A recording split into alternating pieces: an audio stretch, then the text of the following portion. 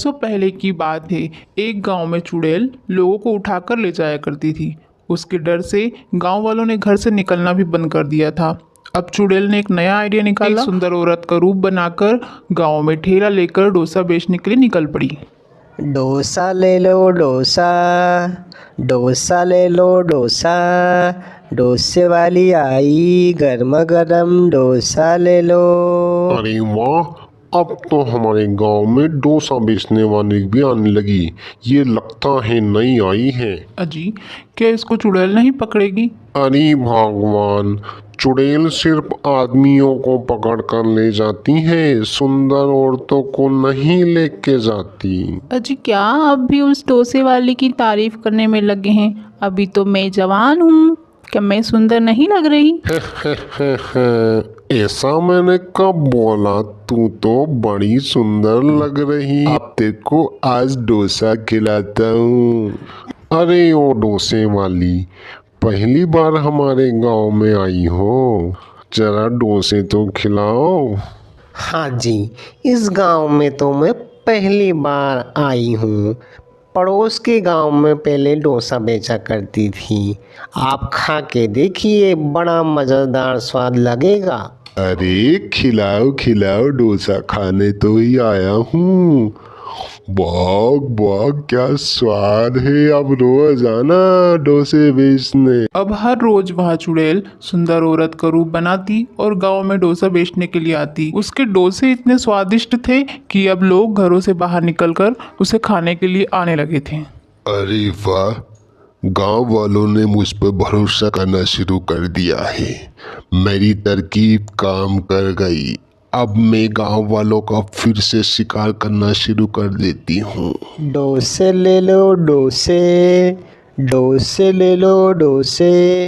अरे सीमा बहन, चलो वो डोसे वाली आई है, आज डोसा खा के आते हैं। अरे नहीं बहन, आज मेरी तबीयत ठीक नहीं है, तुम मेरे लिए घर पर ही ले आना, मेरे पति देव को ही लेकर जाओ। फिर वे सब डोसा खाने के लिए उस औरत के पास जाते हैं। जैसे ही डोसा खाते हैं वो चक्कर खाकर नीचे गिर जाते हैं। अरे आज का मेरा काम हो गया। ये औरत मेरे किसी काम की नहीं। इन दोनों हट्टे कट्टे मर्दों को उठा के ले चलती हूँ। फिर वहाँ चुड़ैल उन दोनों मर्दों को उठाकर ले जाती है।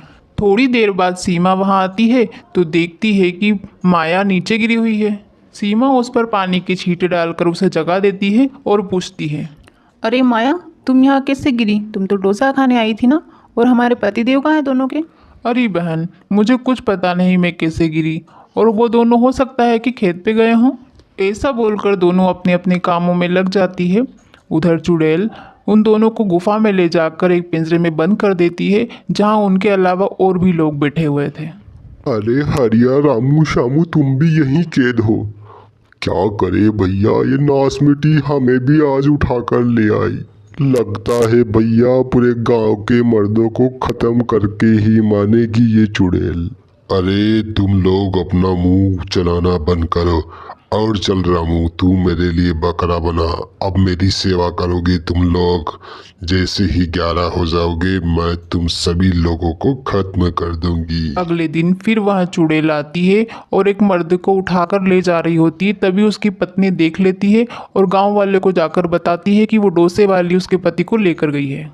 अरे भाइयों, वो डोसे वाली कोई और नहीं बल्कि वो चुड़ैल है। तभी गांव की सभी वो औरतें जिनके पति गायब हुए थे, वो सब मिलकर उस चुड़ैल की गुफा में जाती है। तभी वह अंदर का नज़ारा देखकर दंग रह जाती है, क्योंकि सभी के पति अंदर पिंजरे में कैद थे। बहनों, सभी अपने पतियों को बचाने के लिए तैयार हो जाओ। उनके शोर से चुड़ैल वहां आ जाती है और बोलती है, अच्छा, वो मेरी हकीकत तुम्हारे सामने आ गई। अब तुम्हारे सामने ही मैं अपने पति को जिंदा करूंगी। तभी चुड़ैल की नज़र उसकी बहन सीमा पर पड़ती है। अरे सीमा बहन, तू यहाँ क्या कर रही है? अरे तुम चुड़ैल हो, तुम मेरा नाम कैसे जानती हो, और तुमने मेरे पति को कैद क्यों कर रखा है? सीमा बहन, मैं तुम्हारी छुटकी पायल हूँ। मैंने अपने पति राहुल के लिए आप सभी के पतियों को कैद कर रखा है। राहुल और मेरी मौत एक कार एक्सीडेंट में हो गई थी। मैं चुड़ैल बन गई और अपने पति राहुल को जिंदा करने के लिए इन सब की बलि देना चाह रही थी। अच्छा हुआ जो तुमने मुझे आज एक बड़ा पाप करने से बचा लिया। अरे पायल बहन, मरे हुए व्यक्ति कभी जिंदा नहीं होता है। हम तुम दोनों का अंतिम संस्कार करेंगे जिससे तुम्हारी आत्मा को शांति मिल जाएगी। सीमा की बात सुनकर चुड़ैल सभी गांव के मर्दों को अपने कैद से आज़ाद कर देती है और फिर सभी गांव वाले मिलकर उन दोनों को अंतिम संस्कार कर देते हैं जिससे उनको मुक्ति मिल जाती है।